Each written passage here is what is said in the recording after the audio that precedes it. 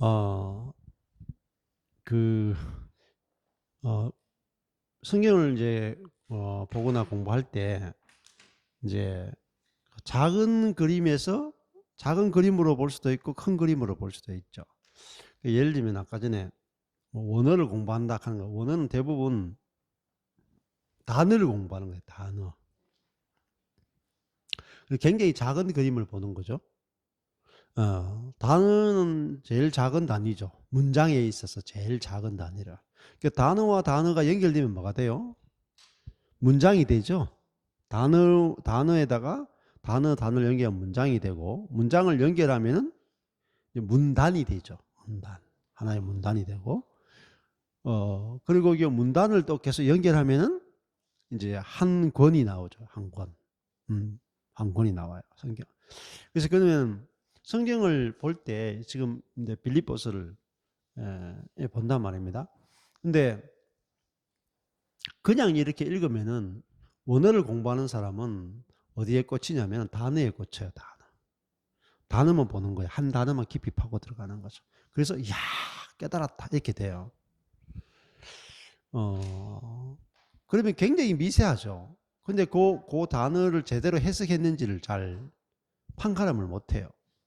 그 다음에 그 단어보다 더 중요한 것은 문장입니다. 자, 단어의 뜻을 명확하게 알아도 문장에 들어가면 뜻이 달라집니다. 예. 그러면은, 아까 전에도 그런 이야기 했는데, 나는 신이다. 교회에서 나는 신이다. 이렇게 말하면은 이제 문제를 일으키잖아요. 그죠? 근데 신이다 그러면은 그 신이라는 단어를 가지고 신이라는 것은 절대적인 능력과 지혜를 가진 초월적인 존재를 신이라 그런다. 이 정의가 될 거 아니에요. 곧 신에 대한 단어의 정의. 그런데 이제 그게 이제 단어의 뜻은 그런데 그게 문장에 들어가면, 어? 뜻이 또 달라지죠. 나는 뭐 도박의 신이다. 그러면은 그, 도박의 신이다 하는 순간에 사람이 돼버리죠. 신이다 할 때는 신이었는데 토박의 신이다 하는 순간에 사람이 돼버립니다. 그러면은 그 단어도 중요하지만은 단어보다 더 중요한 거는 문장이에요. 문장. 자, 근데 그 문장보다 더 중요한 것은 뭐냐면은 문단이죠. 그러니까 나는 신이다 했다가 나는 토박의 신이다. 이렇게 했어요. 그러면 이제 첫 번째도 문제가 되고 두 번째도 문제가 되고, 교회에서 나는 신이다 하면 저 미친놈이다 이렇게 되고, 근데 사실 나는 도박의 신이었습니다. 그러면 저 사람은 참 과거가 좀 아주 안 좋았구나. 근데 혹은 어떤 사람이 뭐 저 사람은 도박의 신이다 했다 하면 뭐 다 이해하잖아요. 별 문제 없이 받아들이잖아요. 근데 지금은 내가 그런 삶이 끊어지고 이제는 다른 삶을 살게 됐다. 이렇게 문장으로 가면은 이게 이제 뒤집어진단 말이에요. 과거에 그렇게 살았는데 지금은 그렇게 안 산다. 이렇게 문단으로 가면 달라져요. 그것처럼 우리가 성경을 볼 때도 빌립보서를 우리가 이제 읽었단 말입니다. 빌립보서 읽었어요. 근데 어떤 사람은 단어에서 은혜를 받고, 어떤 사람은 문장에서 은혜를 받고, 어떤 사람은 문단에서 은혜를 받고, 어떤 사람은 성경 전체에서 은혜를 받습니다. 그러면은 어떻게 보면은 가장 정확한 것은요, 제일 끝에 거예요. 빌립보서 전체에서 은혜를 받아야 그게 제대로 은혜를 받는 거죠. 근데 이걸 잘라 놓으면은 이게 문제가 될 수 있어요.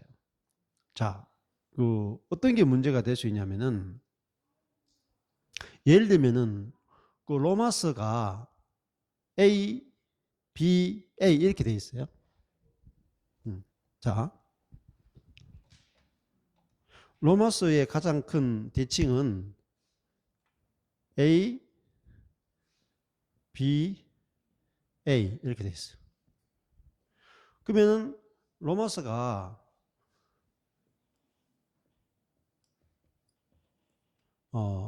1장부터 11장 35절,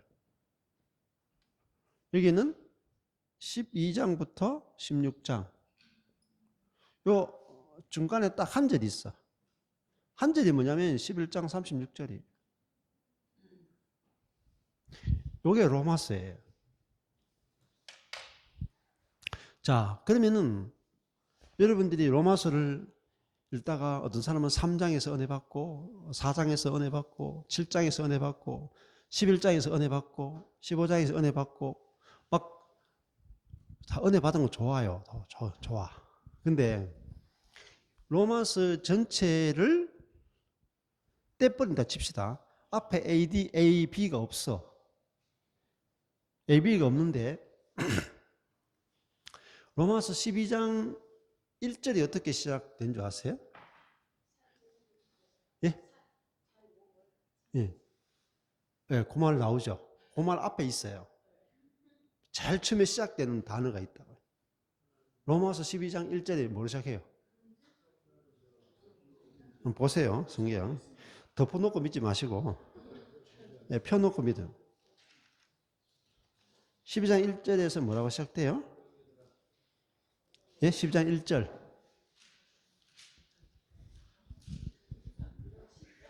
12장 1절.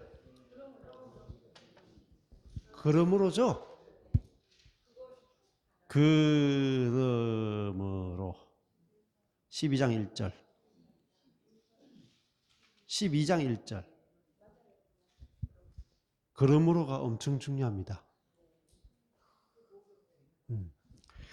그러니까 이 12장 1절의 그러므로라고 하는 단어는 11장 1장 1절부터 11장 36절 전체를 사실은 다 받는 거예요.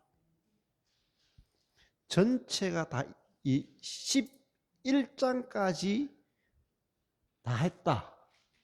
그러므로 이렇게 나가요. 그러므로라는 말은 앞에 게 없으면 이 뒤에 12장부터 16장까지를 잘라버리면 율법이 돼요. 잘라버리면 율법이 되고 연결시키면 복음이 돼요. 그러니까 여기는 뭐냐면은 여러분 로마서 말씀 보시면은 로마서의 축약이 15장 7절이에요. 15장 7절 보세요. 로마서 15장 7절 여러분 성경이 있는 분들은 보시면은 엄청 크게 키워져 있죠. 글자가 엄청 커져 있어요. 그 말은 이 한 절이 로마서 전체의 압축이라는 거예요. 압축. 그러면 요 앞부분은 뭐냐면은 처음에 뭐죠? 15장 7절이 그리스도께서 우리를 받아. 이거죠? 그리스도께서 우리를 받아가 1장부터 11장 35절까지의 내용의 압축이에요. 그리스도께서 우리를 받아. 그러면 여기 12장 그러므로는 뭐냐? 그러므로 뒤에 붙는 게 뭐냐면 뭐예요? 로마서 15장 7절에 압축을 하면은 뒤에 뭐가 나와요? 그리스도께서 우리를 받아. 그죠? 그 다음 뭐예요? 하나님께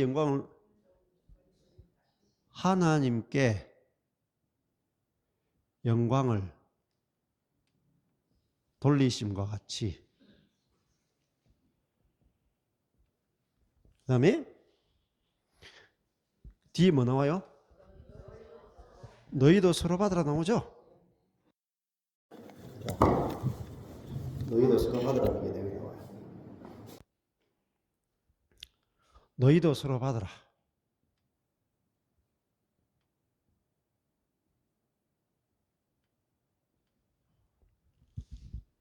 자, 요 로마서 15장 7절만 해도 아주 연결이 중요해요.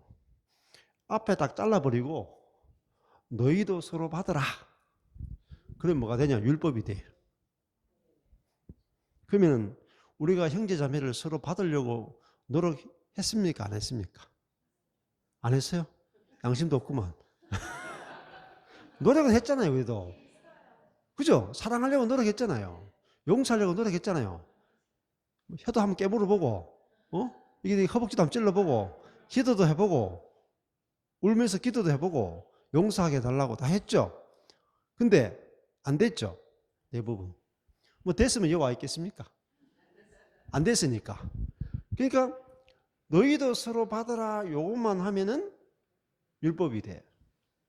그리고 율법은 우리가 절대 지킬 수가 없습니다. 율법은 지킬 수 없죠. 지킬 수 없어요.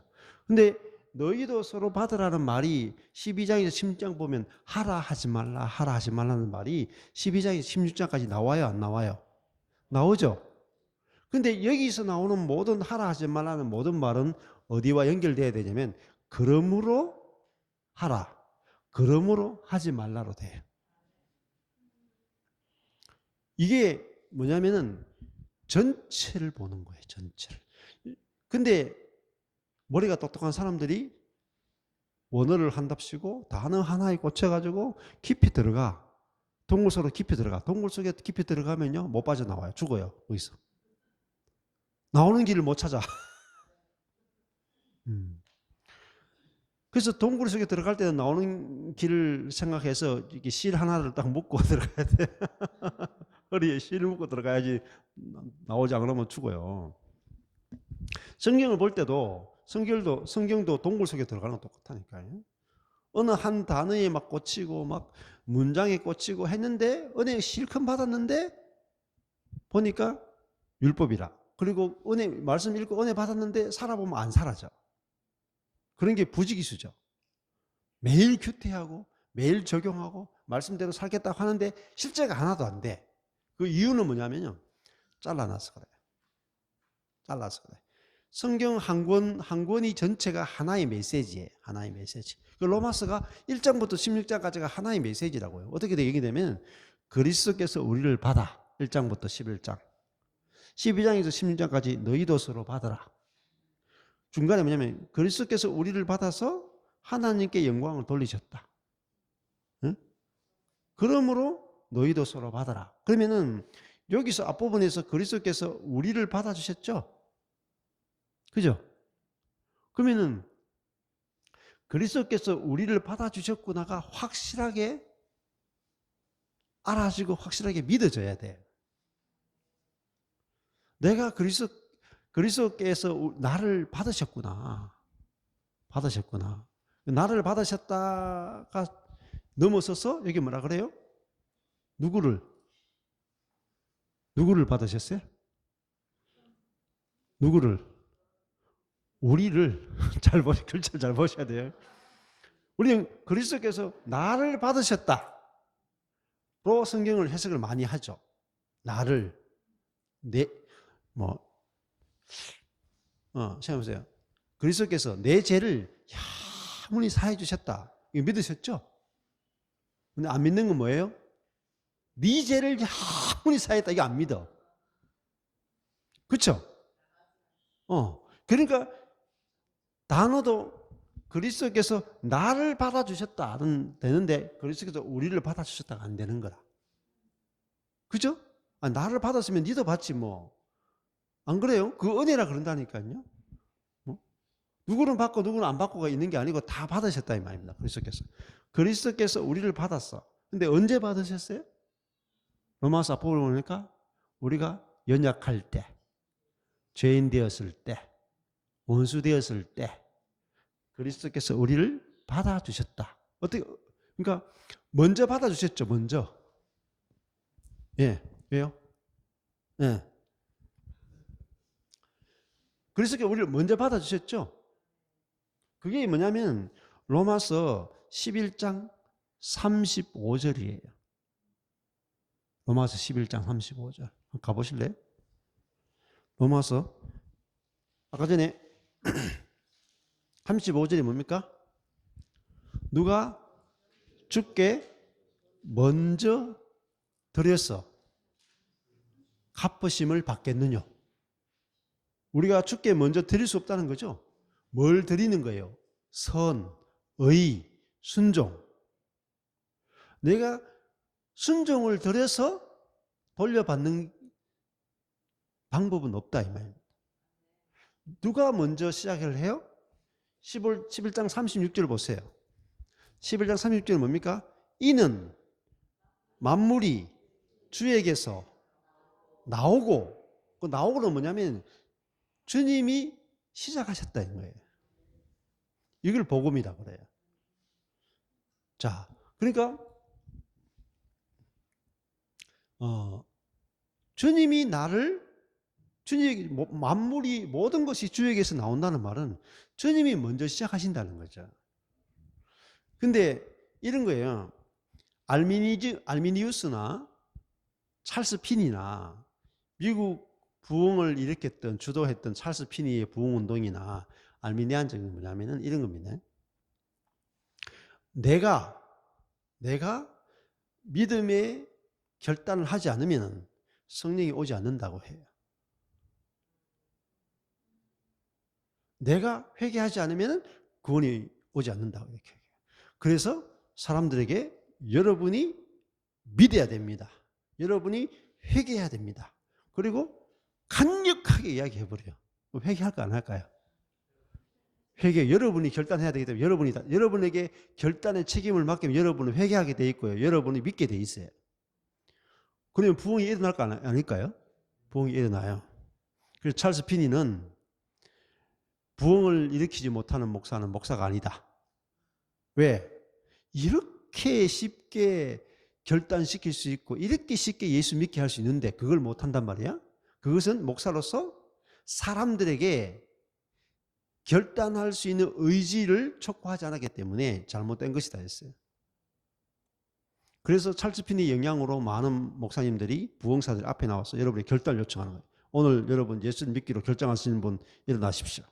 나오십시오. 구원이 누구에게 달려있어요? 나의 결정과 나의 선택에 달려있다고 가르치는 거예요. 그게 복음적인 줄 아세요?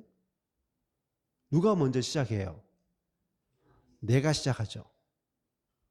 잘못된 거라니까요, 여러분. 그게 잘못됐다고 생각을 못했어. 네. 그 이야기가 어디 나오냐면은 마이클 호튼의 그리스도 없는 기독교라는 책에 나와요. 그렇게 예수 믿게 하면 안 된다는 거예요. 그리고 이안 머리가 썼던 부흥과 부흥주의라는 책에 나와요. 그러니까 찰스 피니식의 부흥은 부흥주의라는 거예요. 우리 인간이 만들어내는 부흥이라는 거예요. 근데 진정한 성경이 말하는 진정한 부흥은 사람에게 결정을 요청하는 게 아니에요. 그냥 복음을 선포하는 거라. 그러면 성령께서 역사하셔가지고 성령께서 사람의 마음을 움직여야 성령의 나타남과 능력으로 성령이 사람들을 회개시키고 성령이 사람들을 믿게 해야 그게 진정한 거듭남이라는 거죠. 그게 진짜 부흥이라는 거예요. 그 부흥과 부흥주의는 달라요. 예수를 믿는데 우리의 선택과 우리의 의지로 예수 믿는 게 아니고 성령께서 믿게 하셔야 되는 거예요. 그게 진짜 믿음이다. 그 믿음은 흔들리지 않아요. 내가 결정한 사람은 예수 믿었다 해놓고 예수 믿는다 핍박이 오잖아 가버린다니까. 내가 결정했기 때문에 내 의지로 결정했기 때문에 내 의지가 약해지면 원점으로 돌아가는 거예요. 자, 근데 보세요. 내가 주님을 떠날 수 없으려면은 주님이 먼저 시작해야 되죠. 주님이. 여러분 가운데 여러분이 먼저 예수님을 찾은 분이 있습니까? 예? 나는 어릴 때부터 아주 신령하고 경건해가지고 나는 아무도 이야기 안 해도 나는 주님을 찾아왔습니다. 이런 사람 없어요. 그럴 수도 없고 주님이 먼저 찾아오시는 거죠. 성경 여러분 창세기부터 계시록까지 읽어보세요. 베드로가 주님 찾아갔어요? 주님이 베드로 찾아오시죠? 바울이 주님 찾아갔어요? 주님이 바울 찾아오죠? 다 찾아오는 이야기라니까요. 잃어버린 양이 있는데 잃어버린 양이 라식 수술하고 난 다음에 목자를 찾아와요? 잃어버린 드라크마가 여인을 찾아와요? 여인이 드라크마 찾아가고, 그죠? 목자가 양을 찾아가잖아요. 하나님이 모세를 통해서 이스라엘 백성을 찾아오잖아요. 그래서 로마서에서 가장 핵심은 뭐예요? 11장 36절. A, B 사이에 있는 가장 중요한 B는 뭐죠?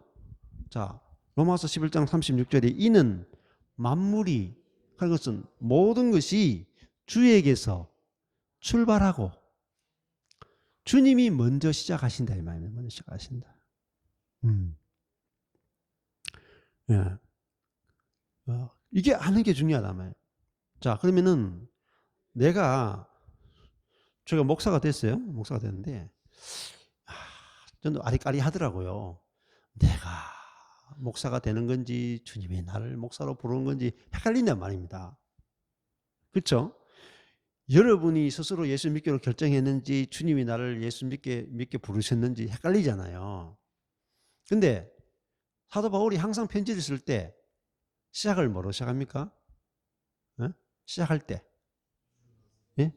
여기 빌립보서도 시작하죠. 예. 예. 예. 에베소서도 그렇고 항상 바울은 자기가 부르심을 받았대요.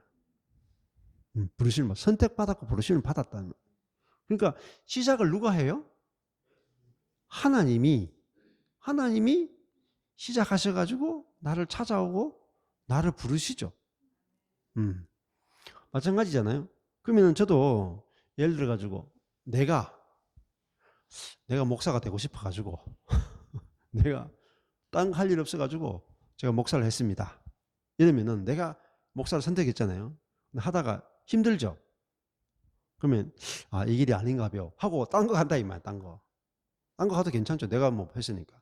근데 그게 아니고 이제 그래서 목사님들이 할 때 보통은 이제 신학교 갈 때 제일 첫 번째 질문이 시험 치고 나서 딱 갔을 때 이게 딱 안에서 이제 첫 질문이 뭡니까? 목사님 무슨 질문 받았습니까? 신학교 갔을 때 그 첫 번째 시험 칠 때 면접 받을 때 교수님이 내한테 딱 면접 질문 1번 뭐였습니까? 그렇죠. 1번이 무조건 소명 받았습니까? 다른 말은 부르심을 받았습니까? 이 말이야. 부르심을. 그러니까 그 말은 뭐냐? 네가 좋아서 왔냐? 하나님이 불러서 왔냐? 이 질문을 사실은 그 신학대학원을 가면은 모든 사람에게 이 질문을 딱 던져요. 당신이 목사 되고 싶어서 왔나? 아니면 하나님이 당신을 부르셨나? 그걸 다른 말로 소명이라 그러죠. 소명. 그러면 그리스도인들도 소명이잖아요. 하나님이 불러서 온 거잖아요. 소명. 하나님이 너를 불렀냐? 네가 예수 믿기로 네가 결단했느냐? 할 때 소명이 중요하다면 소명의식. 그래서 목사로서 이제 저도 처음에는 이제 내가 소명이 있어 왔습니다 하고 신학교 하고 다 했는데 망하고 나니까 내가 괜히 이 길로 왔구나 이런 생각이 들더라니까요. 근데 언제 제가 진짜 소명 받았다는 게 확신이 확 제대로 드냐면 진짜 복음이 다 깨달아지니까 주님이 복음으로 나를 불렀구나 그러셨구나 알고 나니까 확실한 거죠. 이제 내가 이걸 주님이 나를 부르셨구나 말씀으로 복음으로 나를 부르셨구나 하니까 이제 이걸 전하지 않을 수 없는 거예요. 그리고 이게 내가 너무 좋으니까 이제 빚진 자인 거예요. 빚진 자. 그래서 진짜 이제 지금은 뭐 누가 하락해서 하는 것도 아니고 하지 말라 한다고 해서 안 하는 것도 아니고 주님이 부르셨으니까 너무 좋으니까 하는 거라면 맞죠? 네. 우리 승남이도 그랬다니까요. 계속 고민 들었다니까. 목사 될 때도 소명이 있다고 해서 목사 되고 다 응답이 있었다니까. 근데 목사로 사니까 너무 괴로워. 목사로 살아도 괴롭고 안 살라 그래도 괴롭고 두 살의 세기 난리가 이래가지고 막 가랑이 찢어졌다 이 말입니다. 그러다가 이제 진짜 이제 이 복음이 딱 오니까 요즘은 진짜 이제 제가 보니까 소명을 받은 것 같아요. 그전에는 이리 갈까 저리 가 노래로 갈까 말씀을 전할까. 근데 항상 이 노래 쪽이 더 소명이 커. 그러니까 이쪽은 안 하면은 이쪽 안 하면 괴로워. 노래를 안 하면 괴로워. 요즘은 노래 안 해도 괜찮지. 그렇게 좋아하는 노래 안 해도 괜찮다니까. 왜? 이 복음이 더 좋으니까. 네. 내가 파바로티로 살리는 것보다 파바로티로 뭐 짜파게티밖에 안 되지 뭐. 파바로티로 몇 명 살리겠어요, 여러분? 파바로티는 한 명도 못 살려요, 여러분. 지만 좋지. 지만 영광을 받지. 안 그래요? 내 자아 실현이에요, 파바로티는. 응? 저는 자아 실현 안 하잖아요. 우리는 자아 실현이 아니잖아요. 그리스도 실현이자 그리스도. 비교가 돼요, 파바로티하고. 비교가 안 되죠. 자, 그러니까 이는 만물이 11절 여기 중요해. 이는 모든 것이 그에게서 나오고, 그죠? 그분이 시작하셨고, 그로 말미암고. 그러면 그분이 부르셨으니까 그분이 내 인생을 이끌어 갈 거래. 그로 말미암고. 그다음에 그에게로 돌아갑니다. 하나님이 내 인생의 주권자가 되어서 내 인생 모든 것을 이끌어 가시는 거예요. 그래서 영광이 그에게만 세세 있으리로다. 아멘. 이게 로마서의 핵심이다니까요. 그것이 로마서 11장 36절 말씀이에요. 그래서 여기서 로마서 15장 7절도 그리스도께서 우리를 받아서 하나님께 영광을 돌리셨죠. 아까 이제 36절도 영광이 그에게 세세리 있으리로다 했죠. 그 로마서에서 또 가장 중요한 게 뭐냐면 로마서 1장부터 16장까지 해서 여러분 로마서 1장부터 한 10장, 8장까지는 대부분 알 거예요. 8장. 로마서 1장부터 8장까지 아시죠? 이게 9장부터 11장까지 무슨 내용인지 혹시 아세요? 로마서 7장에서는 오호라 나는 공관자로다 막 하다가 8장에 내니까 생명의 성령의 법이 죄와 사망의 법에서 우리를 해방했다 그러고 육의 생각은 사망이요 영의 생각은 생명과 평안이다 막 했죠. 9장에서 11장은 무슨 이야기 나와요?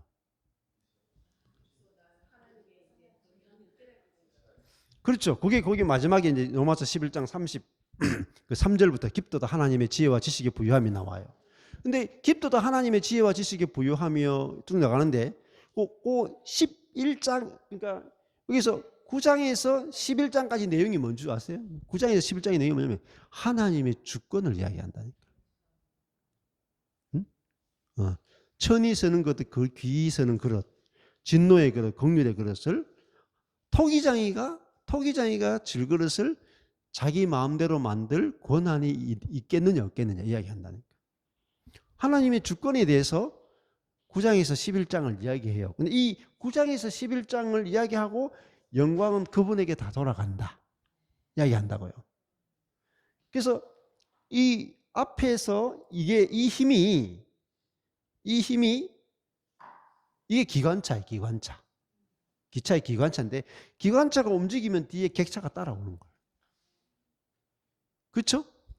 자동차도 오늘 자동차 타고 오는데 성남이가 앞에서 부릉부릉 해가지고 운전대를 메고 가니까 뒤에 앉은 저 아내랑 저 성인은 그냥 따라왔다니까요. 그냥 앞에 두 사람이 가니까 성남이하고 저하고 앞에서 운전하고 옆자리에 앉아가지고 같이 이렇게 보조하면서 이렇게 왔는데 앞에가 가니까 뒤에는 따라왔죠. 여러분 이건 열매죠. 열매. 그리스도인의 삶의 열매. 여기 열매예요. 이 열매는 뭐가 만들어요? 앞에 나무가 만드는 거라니까. 앞에 것이 확실하면 열매는 저절로 맺혀요. 그래서 연결시켰다고요. 그리스도께서 우리를 받아 하나님께 영광을 돌리신 것 같이 너희도 서로 받아라. 할 때 그러면 여기서 서로 받아내는 게 뭐죠? 사랑이죠. 서로 받아내는 거. 그죠? 아까 전에 이제 우리 두 사관님께서 이 신학 간증하셨는데, 네? 저거 은퇴하면 보자. 같이 사나 보자, 내가. 저 인간이 하나고. 저 인간 때문에 인생 조졌다. 이런 마음이 나왔다, 이제 말입니다. 근데 그게 왜 그러면은 너희도 서로 받아라는 이 설교를 듣기도 많이 했을 거고, 심지어 하기도 많이 했을 거란 말입니다. 맞죠? 사랑하라는 설교 많이 했었을 거예요. 섬기고 돕고 뭐. 근데 정작 내 남편은 안 섬겨지고 내 아내는 안 사랑스러워진다. 왜 그러냐면은 앞부분이 3분의 2예요. 성경은 1장부터 11장이니까 11장이나 되잖아요. 장수가 12장에서 16장은 5장밖에 안 돼. 12, 13, 15, 16 5장. 그러면 앞부분을 3분의 2를 이야기해 줘야 돼. 복음을 이야기하는 분량이 3분의 2를 이야기해야 돼. 근데 루터나 칼빈은 심지어 뭐라고 이야기하냐면은 원래 개혁주의 쪽에서 이렇게 이야기해요. 뒷부분 설교가 사실상 거의 필요가 없어. 이 앞부분 설교 있죠. 1장부터 11장의 설교를 그리스도께서 여러분을 받아주셨습니다. 옆에 있는 형제도 다 받아주셨습니다. 그리스도께서 여호와 여러분을 거룩하게 하셨고 흠이 없게 하셨고 온전하게 하셨습니다. 이거를 계속 선포해 주는 거예요. 그리스도께서 이루신 일을. 우리 보고 뭐 하락하는 게 이쪽 부분 설교를 거의 안 해. 이 부분만 해주는 거죠. 요거를 매 예배 시간마다 선포해 줘. 이걸 뭐라고 말하면 은혜의 방편이라 그래. 하나님이 하신 일을 선포해 주는 것. 그것이 설교의 1차적 목적이에요. 그러면 앞에 있는 성경교사, 사역자, 말씀을 전하는 자, 목사가 복음을 선포하면은 관계가 좋아져요. 그러면 예를 이런 거죠. 그리스도께서 유 목사님을 받으셨습니다. 그럼 옆에 사람들이 그리스도께서 뭐 유 목사님 받았다 하는데 우리가 뭐 손댈 게 없네. 뭐죠? 그 열매. 맞죠? 그리스도께서 김양수 목사님 받았습니다. 이게 아멘이 될 때까지 선포해 줘야 돼요. 여러분이. 그리스도께서 나도 받았고 너도 받으셨습니다. 이것이 하나님이 우리에게 하신 일이잖아요. 이거를 매 예배마다 말씀마다 전하면 성도들이 복음에 막 젖어들어서 그리스도께서 우리를 받아가 확실하게 내 안에 젖어들면 너희도 서로 받아라는 말씀이 와서 성령이 나를 감동시키죠. 그럼 이 부분은 성령이 맺으시는 열매예요. 성령이 이 부분을 열매를 맺게 해주신다. 그러니까 저도 이거를 몰랐는데 이제 말씀을 하나님께 열어주시고 그 다음에 이런 책들을 읽게 해주고 율법과 복음의 관계를 알게 해주고 키아점 대칭 구조. 근데 키아점 대칭 구조만 또 봐가지고 다 안 열릴 수가 있어요. 그래서 율법과 복음의 관계를 알게 되니까 설교는 종교개혁자들이 깨달은 설교는 은혜의 방편입니다. 교회에서 은혜의 방편은 사실은 설교와 성례예요. 성례. 근데 성례는 성찬과 세례거든요. 성찬식과 세례식. 근데 성찬식과 세례식은 뭘 담아놨느냐면 설교 시간에 무엇을 선포해야 되는지를 그거로 담아놨어요. 그러면 설교 안에 꼭 들어가야 되는 게 뭐겠어요? 성찬과 세례가 들어가야 돼. 그러면 설교 말씀은 꼭 세례를 이야기해 줘야 돼요. 세례는 뭐죠? 예수 그리스도의 죽으심과 부활하심. 그걸 세례는 죽고 부활하는 걸 보여주는 게 세례죠. 그러면 모든 설교의 핵심은 예수 그리스도의 죽으심과 부활을 담아내야 돼. 그게 하나님이 하신 일이잖아요. 그게 은혜예요. 우리에게 해놓으신 은혜라. 그 다음에 세례는 뭐죠? 이제 그분이 살과 피, 그죠? 그분을 먹고 마시는 거잖아요. 그분이 우리 속에 생명으로 들어와서 그 생명이 나누어 먹잖아요. 그럼 우리 뭐죠? 그분의 생명을 나누어 먹은 그분의 생명으로 만들어진 그리스도의 몸된 교회임을 보여주는 게 성찬식이다. 그러면 설교는 둘 다이죠. 세례, 성찬 전부 다 뭐죠? 그리스도죠. 그리스도의 죽음과 부활, 그리스도의 살과 피, 생명을 먹고 나누고 교통하는 거. 그러니까 모든 설교는 그리스도가 하신 일을, 하나님이 그리스도를 통해서 우리에게 베풀어 놓으신 놀라운 은혜를 선포해 주는 걸 설교라 그래. 하라 하지 말라를 전하면 설교가 안 돼요. 그거는 은혜의 방편이 아니고 율법의 방편이다. 그럼 은혜가 안 돼요, 여러분. 그래서 목회자가 되는 데 있어서 가장 중요한 거, 사역자가 되는 데 있어서 가장 중요한 것은 율법과 복음을 나눌 수 있는 겁니다. 저도 이거 몰랐어요. 몰랐기 때문에 제가 했던 설교를 보니까 전부 다 율법적 설교더라고요. 형제자매들이 막 감동도 받고 막 도전도 받고 막 흥분도 하고 막 은혜 받았습니다 하는데 식어버려. 식어버려요.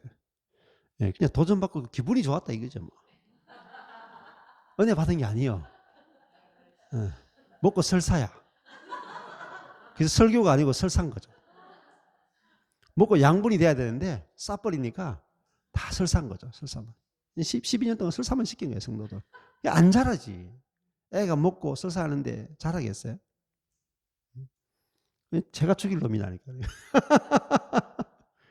뭐가 생명의 양식인지 모르고 은혜를 먹은 게 아니라 율법을 먹였다. 그러니까 애들이 배탈 나는 거죠. 그래서 진짜 제가 먹어보니까 알겠더라고요. 주님이 내게 뭘 주시냐면 이 1장부터 11장 주님이 내게 우리에게 어떤 은혜를 주셨는가, 주시고 계시는가. 1장부터 11장에 주님이 우리에게 베푸신 은혜가 풍성히 먹어져야 돼. 그래서 내가 배가 불러야 돼. 배가 만족이 되고 배가 부르고 막 그 은혜가 다 체험돼야 돼. 그러면은 이쪽 이야기할 시간이 없네요. 이쪽 이야기할 시간이 없어. 여기만 이야기해도 시간이 부족해. 그러면 여기도 아까 전에 12장 1절에서는 그러므로 돼 있잖아요. 로마서가. 근데 로마서 12장 1절에 그러므로인데 여기서 또 12장 1절이 12장부터 16장까지 전체가 이루어지는 비결을 말해줘요. 비결이 뭐냐면은 드리라라는 거. 드리라가 뭔지 아세요? 헌신이 핵심이에요. 목사님 앞에는 뭐 아무것도 안 해도 된다 해놓고 여기가 또 헌신을 이야기하시네. 새 신을 바꿔시는나?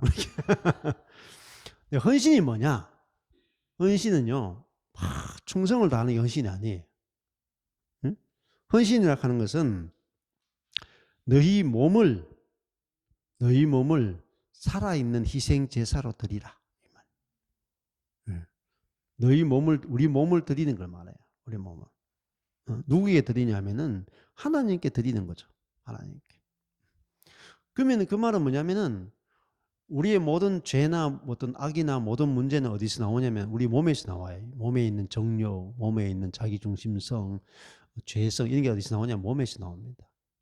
그래서 우리 몸을 하나님께 드리라 하는 것은 하나님이 우리 몸을 다스리게 하시라는 거예요. 우리를 통치하시고 다스리십시오. 그게 드림이에요. 드림. 그래서 이 12장 1절에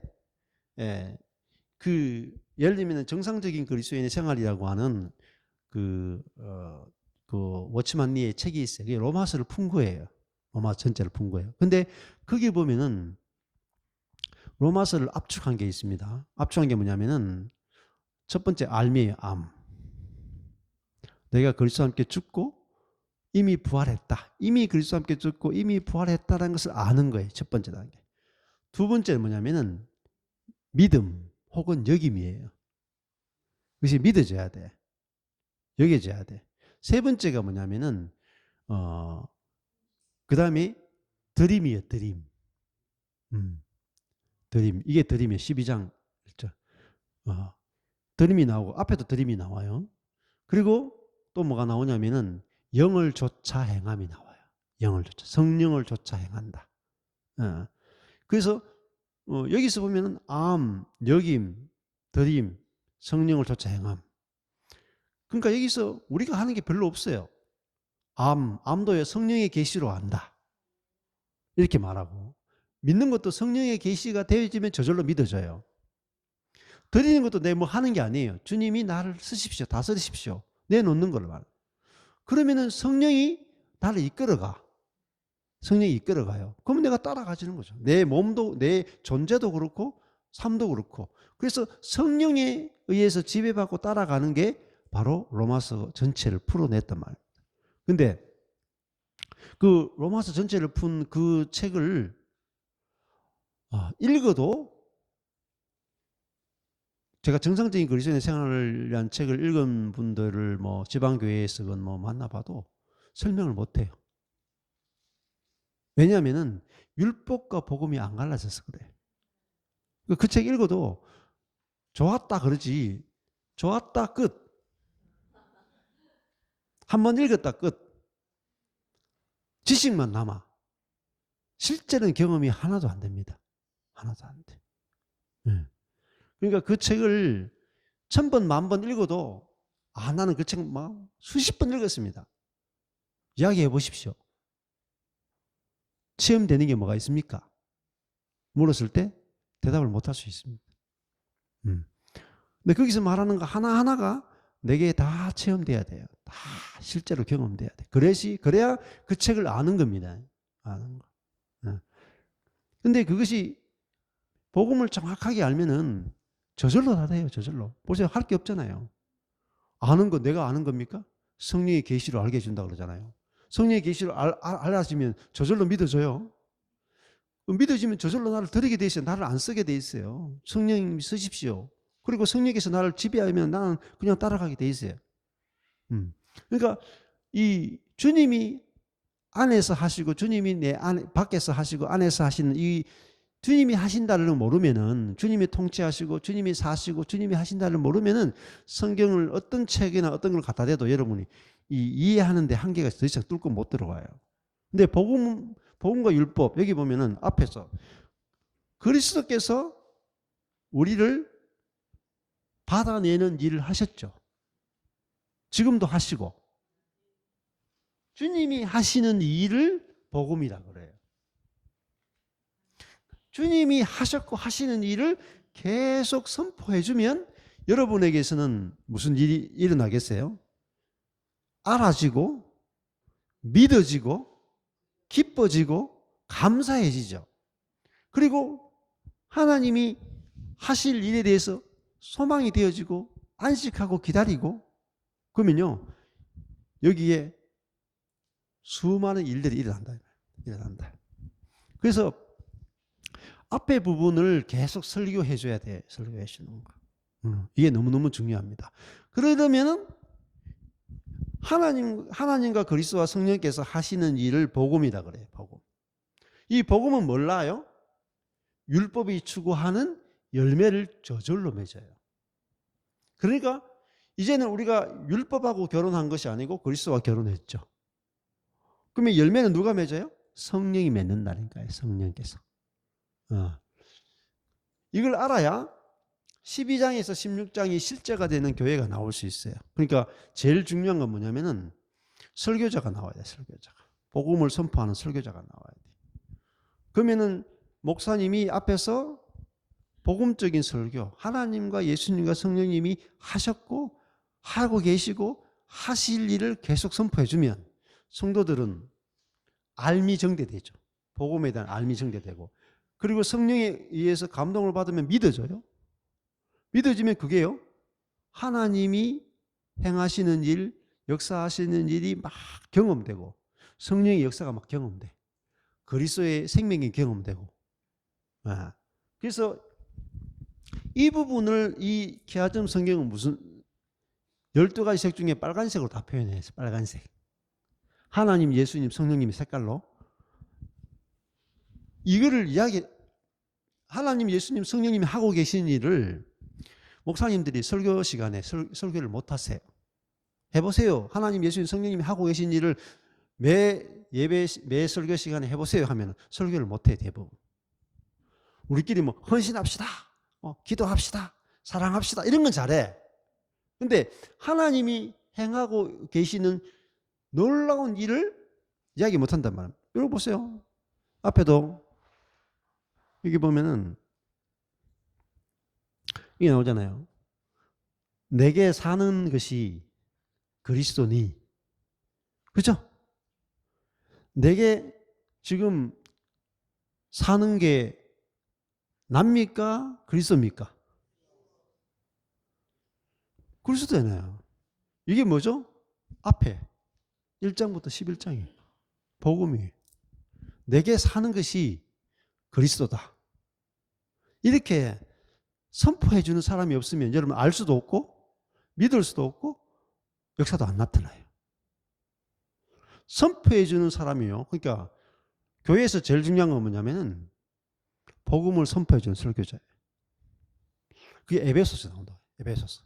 에베소서는 예수님이 하늘에 올라갔다가 그분이 사람들에게 은사를 주셨어. 은사가 뭐죠? 목사, 교사, 선지자, 복음 전하는 자. 이 사람들이 뭐죠? 다 복음을 선포하는 사람이에요. 교회에게, 하나님의 교회에게 주신 최고의 선물은 복음을 전하는 설교자예요. 여러분 복음을 전하는 설교자 없죠? 여러분 다 율법으로 살아요. 다 죽습니다. 여러분과 여러분의 자녀의 생명은요, 설교자에게 달렸다고 볼 수 있어요. 그 교회의 운명은 설교자에게 달려있어요. 그러면 교회가 해야 될 가장 중요한 일은 뭐겠어요? 복음을 전할 수 있는 다음 세대의 설교자를 길러내는 것. 안 하면 다 죽으세요. 아무리 교회 숫자 많아도 소용없어. 이것이 하나님이 하시는 가장 중요한 일입니다. 그래서 저도 이렇게 하자면 하는 거예요. 왜? 단순히 몇 명 모으자, 몇 명 전도하자, 우리 세력을 불리자. 아니에요. 그거 해봐도 소용없어. 한 명의 설교자가 나오죠. 교회가 금방 살아납니다. 금방 살아나요. 설교자 없이 어떤 프로그램으로도 교회 안 살아요. 근데 단순하게 목사님의 설교가 바뀌죠. 살아납니다. 요 우원영 목사님도 막 교회가 막 산다 그러잖아요. 저 허수경 목사님 주 목사하고 설교 바뀌었다 그러잖아요. 바뀌니까 성도들이 은혜 받아가지고 다시 건물 삽시다 그러잖아요. 왜? 모이고 싶으니까. 말씀 들을 때마다 너무 좋으니까. 왜? 하나님과 예수님과 성령님이 이미 하고 계시고 하고 계시는 일을 들을 때마다 너무너무 좋거든. 너무너무 좋거든. 네. 그러니까요. 사실은 뭐 내가 복음을 알면은 내가 답답한 게 없어요. 성도들이 목사님 절대 은퇴하면 안 됩니다. 왜? 목사님이 없으면은 우리에게 하나님과 예수님과 성령님이 하신 놀라운 은혜를 전해줄 사람이 누가 있겠습니까? 절대 은퇴하면 안 됩니다. 목숨 그걸 하수한다니까요. 아니, 나는 은퇴해도 괜찮아요. 성도들이 자기 생명이 누구에게 달려있어요? 앞에서 이 은혜의 복음을, 은혜의 방편인 하나님이 말씀을 전해주는 그 사람이 자기의 열매를 결정하잖아요. 맞죠? 네. 그러니까 여러분들이 여기 오신 분들이 진짜 이 복음과 율법의 관계를 알고 은혜의 방편인 말씀과 설교가 여러분에게 나오면요, 프로그램 하나도 필요 없어요. 성령사역 하나도 필요 없어요. 금식기도 하나도 필요 없어요. 아무것도 필요 없어. 말씀 하나만 됩니다.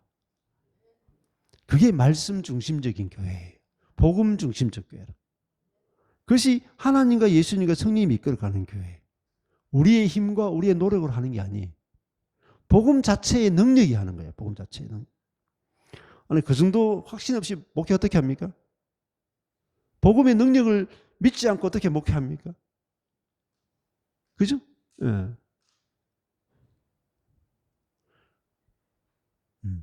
그러니까 복음을 전하는 사람은 이 지구에서 가장 중요한 사람이에요. VIP라면 VIP, 진짜 VIP. 여러분이 복음을 경험하고 누리고 있으면 여러분 정말 하나님이 여러분을 VIP로 대접하신다. 진짜예요. 여러분, 하나님의 소원은 복음을 전하는 거예요. 복음을 전할 일꾼을 하나님께서 만드시는 것이 하나님의 가장 큰 갈망이고 소원이시다 이 말입니다. 네. 근데 여러분이 복음 전하는데, 예? 안 쓰시겠어요? 음. 예, 아주 막 삼성에서 돈을 많이 들여가지고 이게 핸드폰 만들었잖아요. 응? 한 200만 원 가는 핸드폰을 만들었는데 안 쓰겠어요? 값을 치르고, 예? 여러분 예수 그리스도로 값을 치르고 우리를 사셔가지고 그 복음으로 우리를 살려내셨는데, 예? 그 복음을 전할 자로 우리를 불렀는데 안 쓰시겠냐? 예.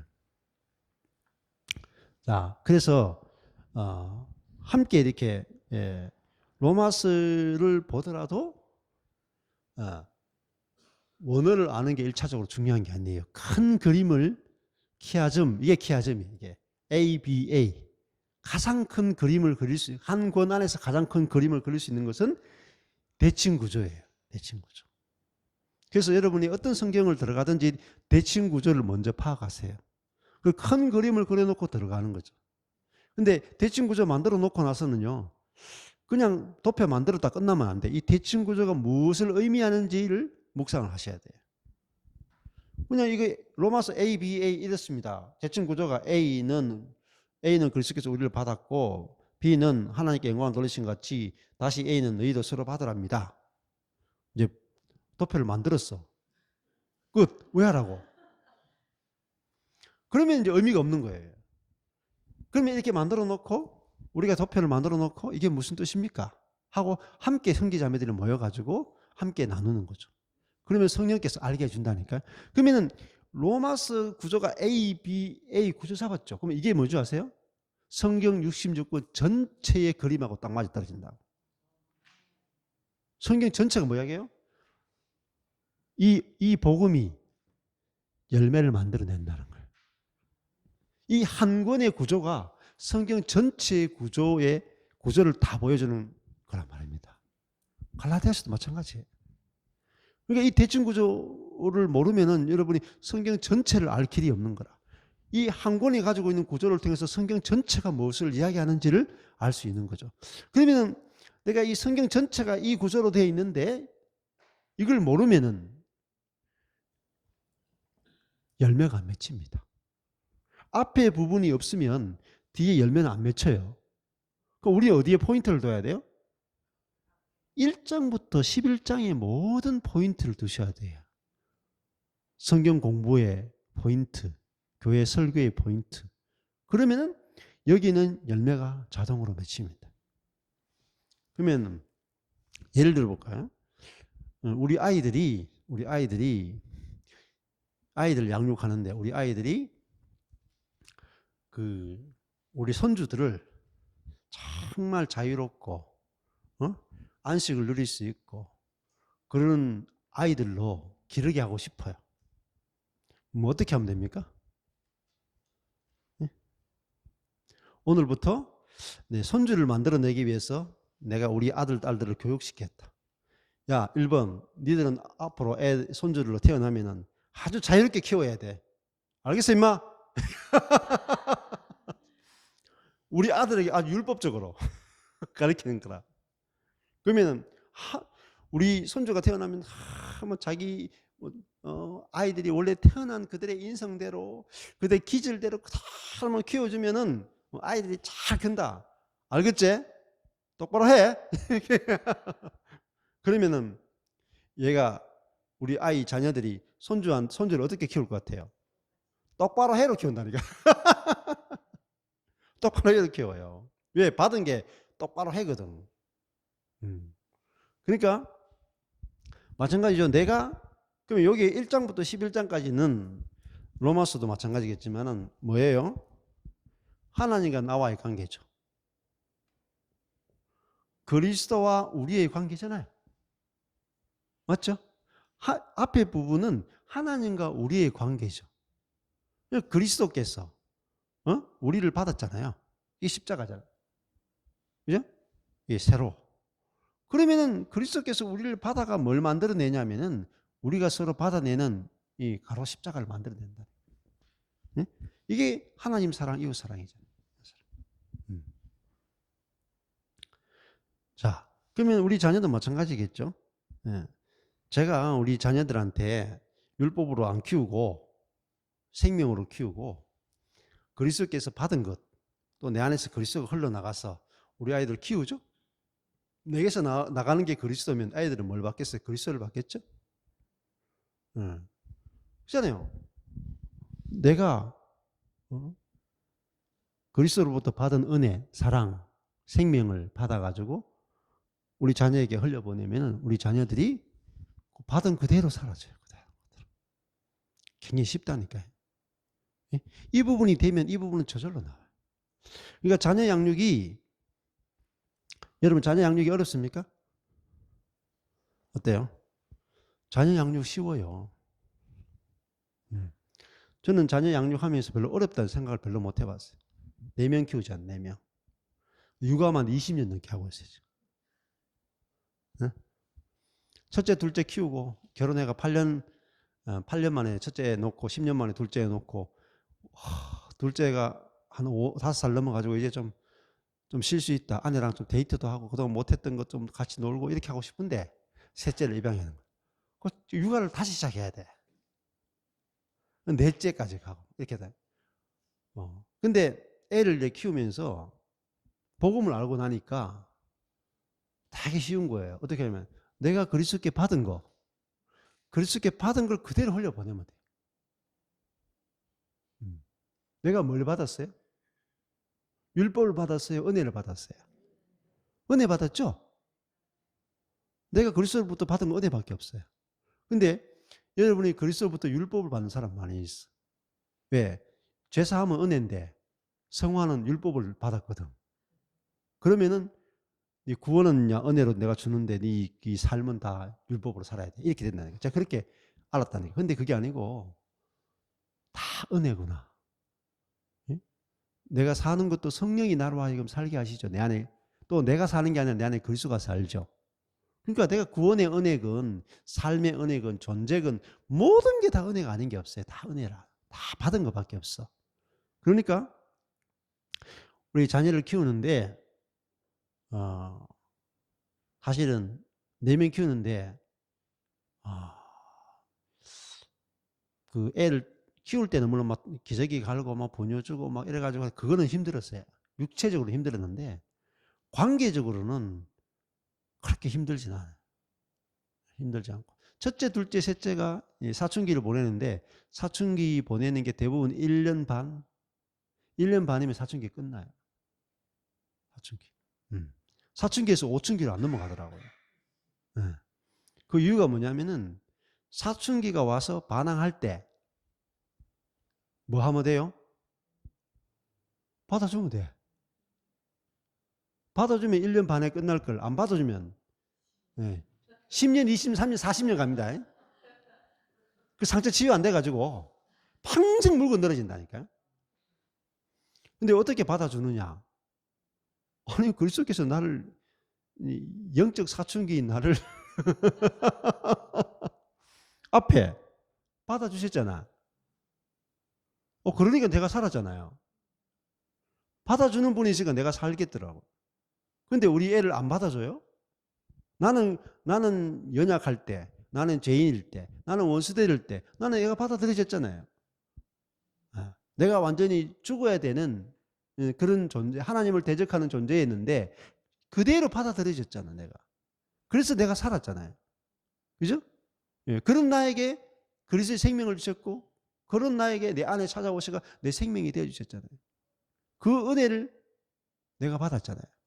제가 율법적인 목회를 하는데 오히려 저를 찾아오셔가지고 진짜 복음을 알게 하는 그 은혜를 받았잖아요. 내가 받은 게 있는데 그 그리스도께서 저를 받아주는 것 때문에 제가 살아났잖아요. 그러면은 내가 받은 게 은혜잖아요. 그러면은 그리스도께서 우리를 받았으니까 너희도 서로 뭐예요? 받아주는 것밖에 없어요. 받아주는 거. 저절로 받아진다니까요. 그러면 끝 아니에요? 가정도 교회도 뭐가 문제예요? 안 받아주니까 문제 아니에요?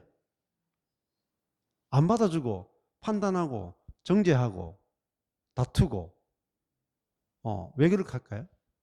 앞에서 그리스도께서 우리를 어떤 우리를 받아주셨는지가 명확하지 않은 거예요. 명확하지 않은 거라. 그러니까 평생을 못 받아가지고 다 오바이트 하는 거라. 뭐 형제를 못 먹어. 응? 이쁘지가 않은 거라. 그렇잖아요. 여러분, 저도 목회 하면서 여러분 성도를 보면 어때요? 보암직하고 먹음직하고 탐스러워요? 아니면은 껄끄럽고 힘들고 스트레스 받고 그래요? 그러면 아예 목회를 못 해요. 그렇잖아요. 우리가 형제를 볼 때, 자매를 볼 때, 너무나 행복하다. 야, 내가 어떻게 이런 성도를 나한테 주셨는가? 그게 돼야, 야, 나 같은 사람한테 하나님이 저렇게 귀한 형제 자매를 나한테 보내시다니, 야, 내가 어떤 복을 받았는가? 그렇게 형제 자매가 이미 그리스도와 함께 죽고 그리스도가 사는 온전한 존재로 보여야 만날 때마다 즐거울 거 아니에요. 행복할 거 아니에요. 목회가 행복하잖아요. 힘쓸 게 없잖아요. 아니 뭐 이미 죽고 그리스도가 사는데 뭐 손댈 게 없잖아요. 그래서 여러분 이제 예술관에 갈 때는 꼭 해야 되는 게 있습니다. 이게 뭐냐면은 그런 세계적인 대형 사건이 터진 적이 있어요. 현대 미술을 전시하는데 이렇게 보니까 어떤 사람들이 가족들이 갔어요. 갔는데 이렇게 이제 미술관이 쫙 이렇게 작품들이 막 진짜 비싼 작품들이 쭉 있는 거야. 막 가다가 보니까 배가 출출해 있는데 애가 덜렁덜렁 가다가 보니까 벽에 보니까 바나나를 이렇게 딱 해가지고 테이프로 딱 붙여놓은 거지. 그러니까 그 아이가 저 간식이구나 해가지고 가가지고 바나나를 떼가지고 먹었다니까. 먹었는데 어떤지 아십니까? 빨간불이 왱왱왱 울리면서 그 미술관 관계자들이 다 오고 언론이 오고 세계적인 토픽이 됐어. 왜 그런지 아십니까? 세계적인 작가의 작품을 훼손했다. 진짜예요. 바나나에다가 테이프 하나 붙여놓는 게 세계적인 작품이다. 그러니까 근데 그 작가가 이제 용서해 줬잖아요. 그 바나나가 계속 유지되지 못하기 때문에 원래는 또요. 그게 바나나가 좀 이렇게 썩으면은 떼가지고 새 바나나 원래 붙여요. 근데 그거는 그게 중요한 게 아니고 그 컨셉트가 작품이에요. 컨셉이 작품이지 그 자체가 작품이 아니에요. 이걸 작품이라고 말하는 외치는 그 예술가의 그 생각이 작품인 거죠. 작품. 그래서 그런 바나나는 저도 만들겠어요. 저기다가 벽에다가 이렇게 바나나 붙여놓고 그 공사용 테이프 하나 더 붙여놓고 작품이다. 그렇죠. 그렇게 나가죠. 그러니까 작품에 손대지 마세요. 가는 데마다 붙어 작품에 손대지 마세요. 옆에 사람 보세요. 작품에 손대지 마세요.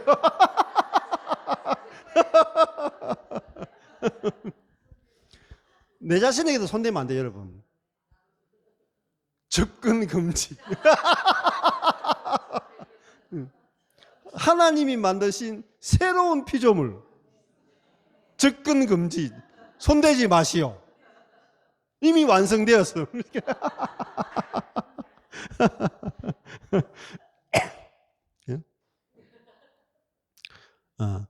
여러분 레퍼토리가 왜 계속 이렇게 나온 줄 아세요? 준비도 없이. 그렇게 사라지니까 그런 거예요. 사라지니까. 성령에 의해서.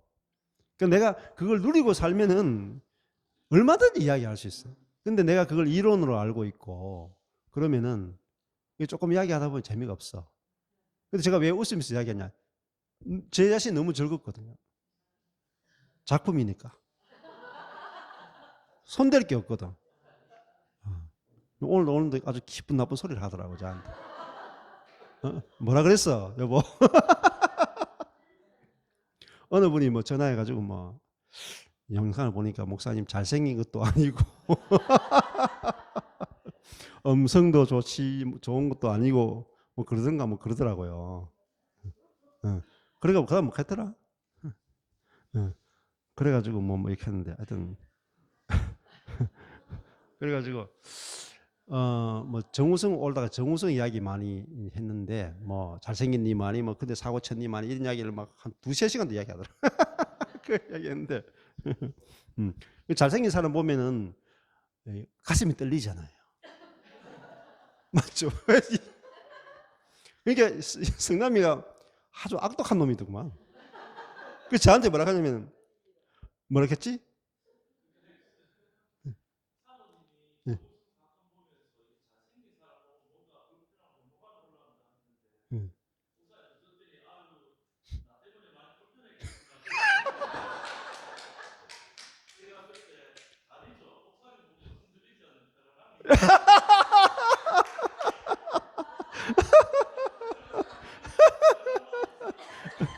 저를 보면 흔들리지 않는 편안함이 있대요. 잘생긴 사람 보면 원래 이게 흔들려야 되는데 저를 보면은 흔들리지 않는다는 거죠. 아주 편안하다는 거죠. 그런 말 하고도 아직까지 살아있는 거 보니까. 근데 눈으로 보면은 뭐 정우성이 훨씬 잘생겼죠. 비교가 안 되죠. 근데 정우성이는 손댈 게 많아. 근데 은희는 그리스도 안에서 보면 손댈 게 없다. 왜냐하면은 하나님이 예수 그리스도의 죽으심과 부활과 성천 안에서 우리를 완전히 새롭게 창조했다. 그게 새 창조라. 그래서 하나님께서 완성시켜 놨는데 손대면은 죽어요. 영적으로 죽는다고요. 자, 제일 처음에 에덴 동산에서 하나님이 아담과 하와를 하나님의 형상과 모양으로 만드셨죠. 그리고 보시기에 심히 좋았다 했어.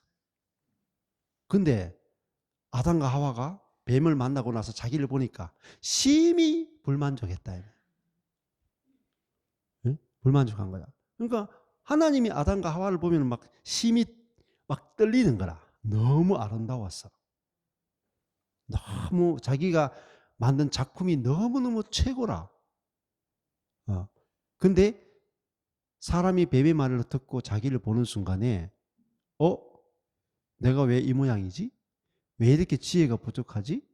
왜 이렇게 능력이 부족하지? 내가 돈을 벌어서 유명한 성형외과에 가야 되겠다 하고 일하기 시작했다 이 말. 땀을 흘리기 시작했다 이 말. 그리고 하나님이 완성시켜 놓은 작품에 손을 댄 거예요. 그게 타락입니다. 거기서 뱀에게 속았다 이 말입니다. 지금도 우리는 날마다 속아요. 보세요. 에베소서에서 증명이 뭐죠? 에베소서에 보면은 우리는 그의 만드신 바라. 그게 뭔지 아세요? 그리스도 예수 안에서 새롭게 창조했다 뜻이에요. 그리스도와 연합된 존재로, 하늘에 안침받은 존재로, 하나님의 아들로, 그죠? 예수 그리스도를 부활시킨 그 부활의 능력으로 이미 우리를 부활시켜서 예수 그리스도와 함께 하늘에 앉힌 존재로 새롭게 창조해놨다 이 말입니다.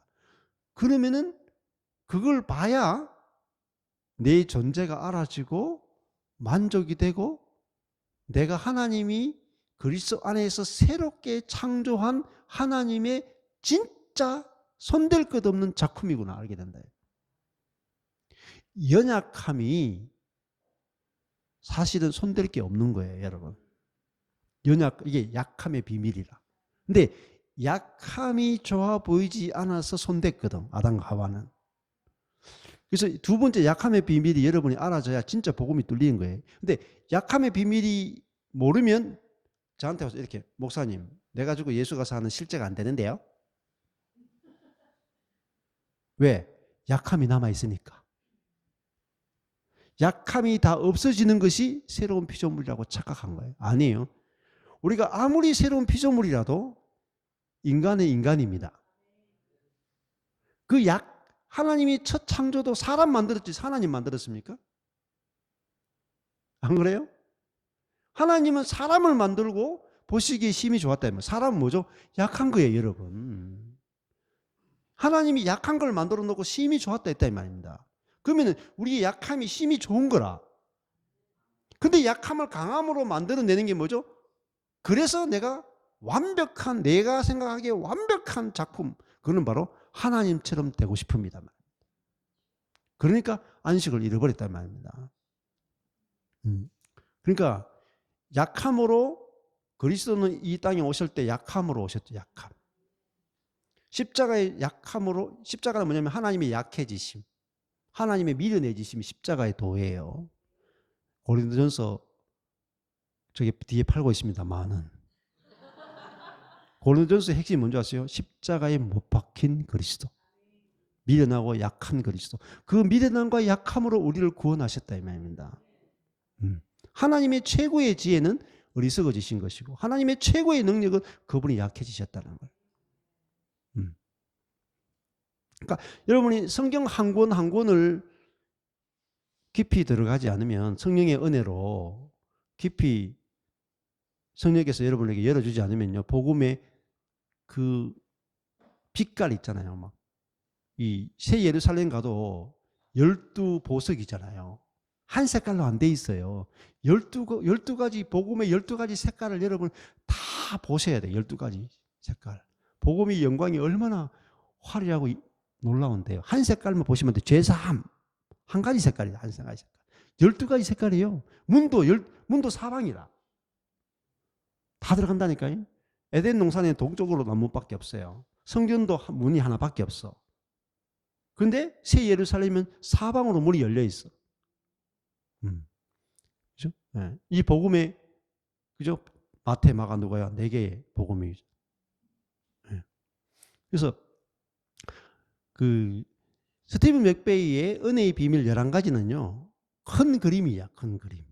근데 키아즘은요, 큰 그림과 함께 아주 디테일한 세밀한 복음까지요, 막 다 캐내는 거예요. 이 말씀의 세계에 들어가면 여러분이 정말 미쳐요, 미쳐.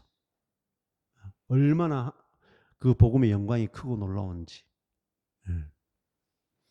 그래서 이 말씀을 저 혼자 다 해방을 못 시켜요.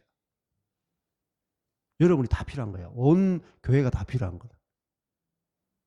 여러분 안에 있는 그리스도께서, 여러분의 성령께서 여러분을 통해서 기아점 성경을 통해서 복음을 막, 말씀의 복음의 영광을 막 열으셔야 돼. 그래서 18세기에 보면은 형제회나 이쪽에서 있잖아요. 놀라운 성경 교사들이 나와요. 신학교 갔다 온 사람이 아니라 평생을 하나님의 손에 끌려서 말씀을 읽고 하나님께서 가르쳐 주시는 대로 말씀을 봤는데, 거기서 놀라운 그 복음의 더 깊은, 특별히 그리스도와 함께 죽고 함께 부활하는 복음에 관계되는 쪽으로 그 사람들에 의해서 열렸다니까요. 십자가와 부활의 복음이 유명한 신학자들에 의해서 열린 게 아니에요.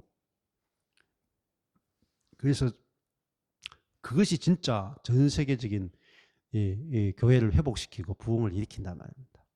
우리가 그런 일에 부름을 받았다는 것은 정말 영광스러운 것이고, 그래서 이 키아점 배우는 게 그냥 여러분이 와가지고 막 성경을 조금 잘 볼 수 있고 설교를 조금 잘할 수 있는 뭐 그런 것으로 생각하시면 안 돼.